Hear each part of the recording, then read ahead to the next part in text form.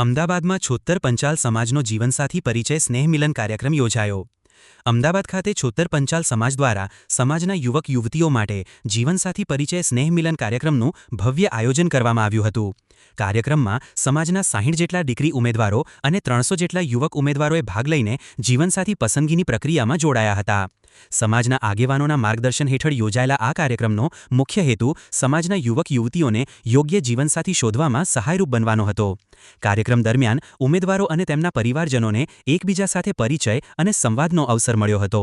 આ પ્રસંગે સાબરમતી વિધાનસભાના ધારાસભ્ય હર્ષદભાઈ પટેલે વિશેષ ઉપસ્થિતિ આપી હતી। તેમણે સમાજની એકતા, શિક્ષણ અને સંસ્કારના મહત્વ અંગે માર્ગદર્શન આપ્યું હતું। તેમજ આવા કાર્યક્રમો સમાજને વધુ મજબૂત બનાવવામાં મહત્વપૂર્ણ ભૂમિકા ભજવતા હોવાનું જણાવ્યું હતું। કાર્યક્રમમાં સમાજના આગેવાનો, વડીલો, યુવક યુવતીઓ અને તેમના પરિવારજનો મોટી સંખ્યામાં ઉપસ્થિત રહ્યા હતા।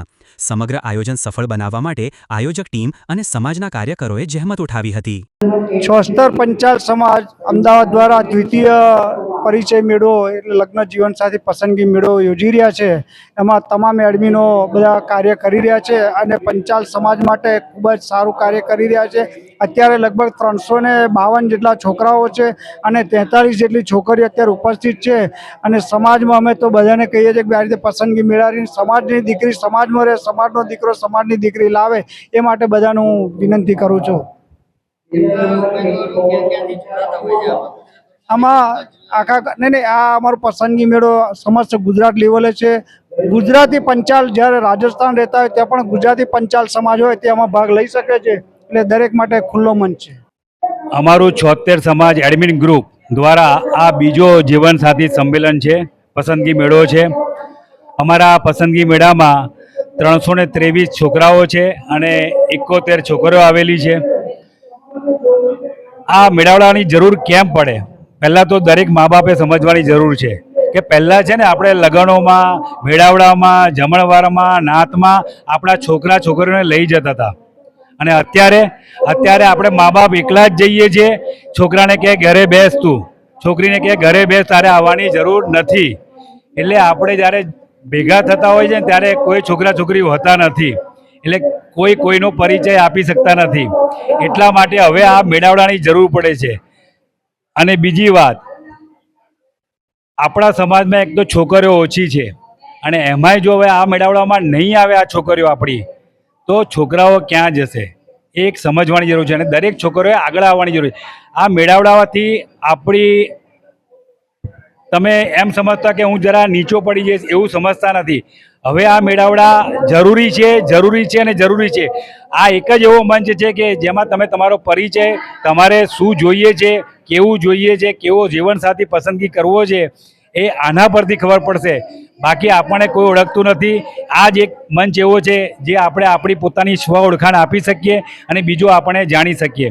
અમને એક સારું એક પ્લેટફોર્મ મળ્યું છે જ્યાં અમે એકબીજાને જોઈ શકીએ છીએ, સારી રીતે વાતચીત કરી શકીએ છીએ અને વોટ્સએપની એક પહેલ હતી કે જેમાં વોટ્સએપ ગ્રુપ બનાવીને 76 સમાજે આખું ગ્રુપ બનાવીને બધાને બાયોડેટા શેર કર્યા હતા। એ વધારે સારું થયું છે અને આજે સંમેલન છે કે જેનાથી રૂબરૂ અમે મળી શકીએ છીએ, સારી રીતે અમે એકબીજાને ઓળખી શકીએ છીએ।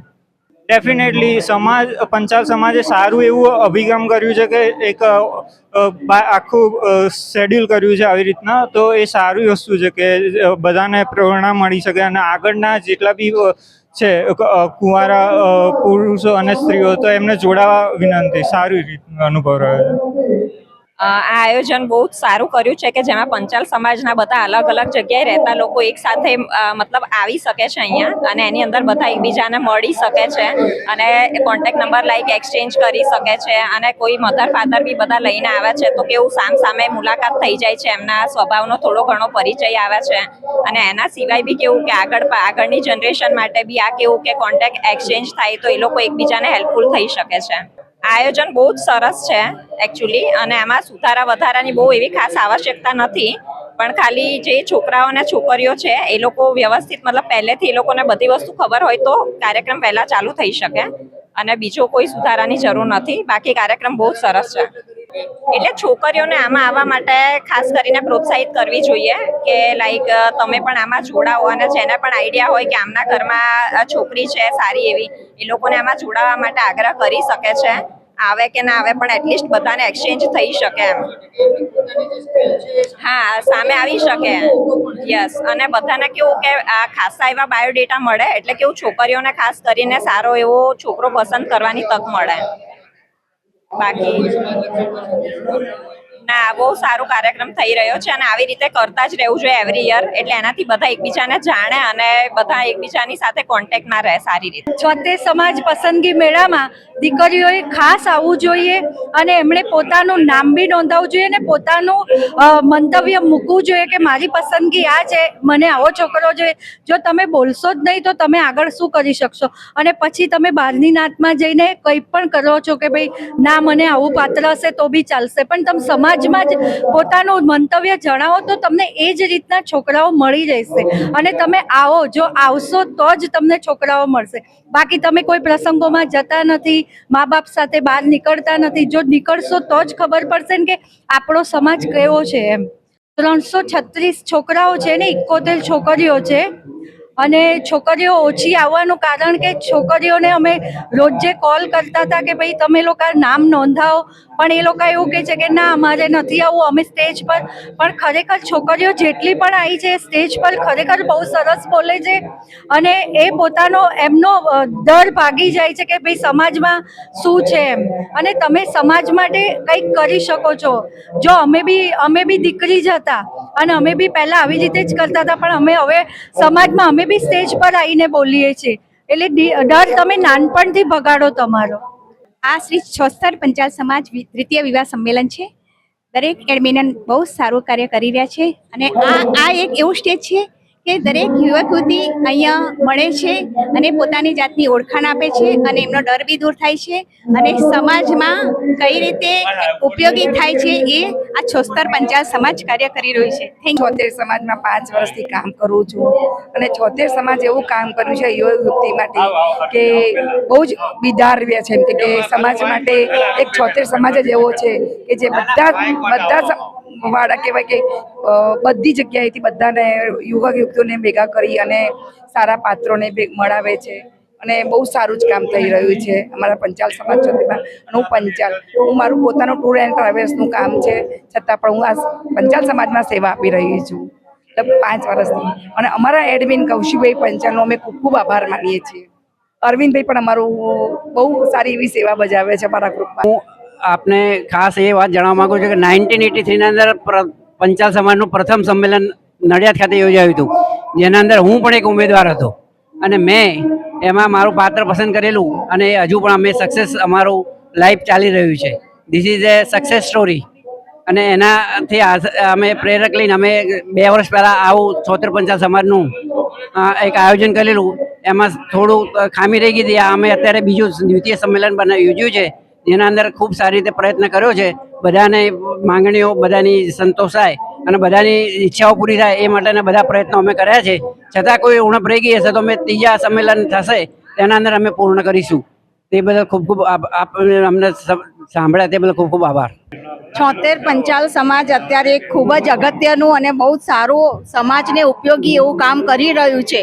કારણ કે દરેક યુવક કે દરેક યુવતીને એક જ સ્ટેજ ઉપર એમને પસંદગીનું પાત્ર મળી રહે એવી અમારી ઘણી ઈચ્છા છે અને એવા પ્રયત્નો છે. એના માટે અમે સમાજને કોઈ પણ તકલીફ હોય કે એના માટે અમે લોકો કાર્ય કરતા તૈયાર. આ અમારો દ્વિતીય પસંદગી સંમેલન છે.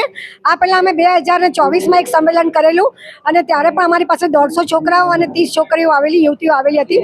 આ સેકન્ડમાં અમારે 328 દીકરાઓ છે, યુવકો છે અને 52 જેટલી યુવતીઓ આવી છે અને દરેક જણ સ્ટેજ પર આવી અને પોતાનો પરિચય સારી રીતે આપી રહ્યા છે અને ખૂબ સારી રીતે પ્રોગ્રામ ચાલી રહ્યો છે. અને આપ સૌનો ખૂબ ખૂબ આભાર અને સર્વે પંચાલ સમાજનો ખૂબ ખૂબ આભાર કે આટલા ઉમળકાભેર અમને એ લોકોએ આમ સ્વીકાર્યા છે અને અમારું કામ એ લોકોને ગમ્યું છે. એના માટે ખૂબ ખૂબ આભાર. શ્રી 76 પંચાલ સમાજ દ્વારા દ્વિતીય આ બીજો આ સમારોહ રાખ્યો છે છોકરા મિલિયન માટે. આજના જમાનાની અંદર જે છોકરીઓની છે ને મોડર્ન છે, મા બાપ લોકોનો સાથ સહકાર આપતા નથી, છોકરી સ્વચ્છંદી છે. આજના જમાનામાં છોકરીઓના જે પગારની આવક આવતી હોય ને એના હિસાબે મા બાપને જલ્દી છોકરીઓના સાથે લગ્ન કરાવવા દેતા નથી. અને પછી આના પરિસ્થિતિની હિસાબે શું થાય છે કે છોકરીઓ જ્યાં જોબ કરતી હોય ને ત્યાં ક્યાંક સેટ કરીને પોતાના લગ્ન કરે છે. અને અહીં આગળ સમાજના છોકરાઓ બી એવું હોય છે કે જ્યાં જોબ કરતા હોય ત્યાં મોટે ભાગે ટ્રાય કરતા હોય છે અને સેટિંગ કરીને છોકરીઓ બીજી નાતમાંથી લાવતા હોય છે. પણ મૂળ મુદ્દો એવું છે કે સમાજના છોકરાઓ સમાજમાં રહે અને એમાં જો પરિવર્તન આવે તો બહુ સારું રહે. અને આના માટે અથાગ પ્રયત્ન કરે છે. આના માટે 76 સમાજે અત્યારે બીજી વખતનો આ પ્રોગ્રામ કર્યો છે. હવે આગામી એવા કાર્યક્રમો આપશે કે જેથી કરીને છોકરીઓ વધુ ભાગ લે. છોકરાઓ તો ભાગ લેવાના જ છે, છોકરાઓ અને છોકરીઓ બી જેમ કરીને વધુ ભાગ લે એના માટે પ્રયત્ન કરીએ, મા બાપને સમજાવવાની કોશિશ કરીએ છીએ. દરેક કે સમાજમાં આવો, તમે પોતાનું તમારી પસંદગી. આજકાલ છોકરીઓનું ભણતર વધારે હોય છે, છોકરાઓનું ભણતર ઓછું હોય છે, પણ તમે વરમાંથી ઘર થાય, ઘરમાંથી વર ના થાય. જે આવક જોઈને આવો છો એના કરતાં તમે એની કેપેબિલિટી જુઓ છોકરાની, કે હોશિયારી સ્કિલ જુઓ, સ્કિલ પ્રમાણે કામ કરો. છોકરી એના પગલાં સારા હશે તો તમે ગમે તેવા નાના મકાનમાં રહેશો તો બંગલામાં જશો. પણ જો કંઈ પ્રોબ્લેમ હશે છોકરીને તો તમે બંગલો હશે તો રોડ ઉપર આવી જશો. એટલે તમે એવું ધ્યાન રાખો, પાત્ર જુઓ, જે છોકરાની પેલી એની સ્કિલ જુઓ, છોકરાની આમ લાગે કે ભાઈ આ આગળ આવશે. અને મહેનતુ છોકરા જુઓ, એની આવક સામે ના જુઓ, બંગલા સામે ના જુઓ, ફ્લેટ સામે ના જુઓ, ગાડી સામે ના જુઓ. તમે એમ જુઓ કે છોકરો મહેનત કરીને અમને આગળ લાવવા એવી કેપેસિટી રાખે છે. એ પ્રમાણે તમે કરો તો કુદરત તમને સાથ સહકાર આપશે અને તમારું પરફેક્ટ બધું આગળ વધશે. અને આ સમાજના મેળાવડા થાય છે તેમાં ભાગ લે એવી અમારી અપેક્ષા છે. કાર્યક્રમ પણ એક એવો કે અત્યારના સમયની અંદર સામાજિક જે સંબંધો એટલે વિવાહ યોગ્ય દીકરા દીકરીની ઉંમર થાય અને પછી માતા પિતા તે સ્વાભાવિક થોડી ચિંતા કરતા હોય છે,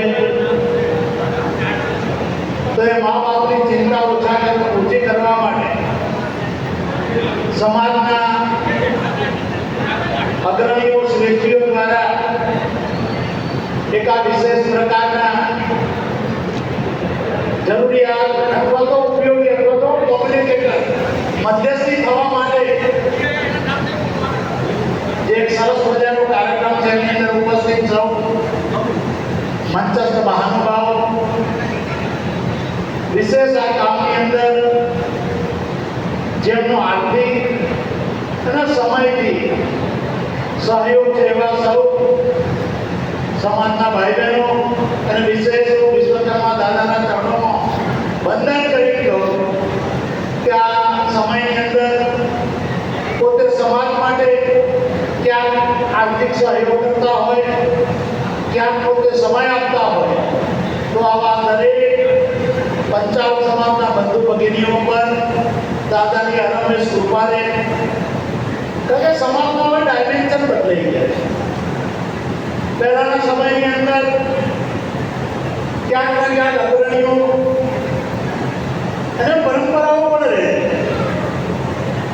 હવે જૂની આપણી મને હમણાં જ ભાઈએ કહ્યું કે આપણી જૂની એક પંગતની પીરસવાની પ્રથા હતી. એ પ્રથા શેના માટે હતી? તો ગામની અંદર જ્યારે અમે કોઈ જાન આવી હોય અથવા આવો કોઈ સામાજિક પ્રસંગ હોય તો પરણવા લાયક જેની ઉંમર થઈ એવા દીકરાઓને સમાજના આગેવાનોની વચ્ચે થઈ પીરસવાના માધ્યમથી મોકલતા. અને એ સમાજના આગેવાનો પછી એને જરૂર જેટલી ડિટેલ લઈ લે કે આ પેલો છોકરો શું ફલાણું જેવું એમ. અને એ સમય આજે વ્યવસ્થાઓ ખૂબ બદલાઈ છે, કોમ્યુનિકેશન વધારે, પણ જે ભરોસો હોવો જોઈએ. આપણે બધાએ ખૂબ કે ભાઈ ફલાણા ભાઈના દીકરાની વાત છે તો આપણે કહીએ સારું એના મા બાપ બહુ સારા, એનું ઘર સારું, પણ દીકરાની કે દીકરીની મને કોઈ બહુ અંદાજ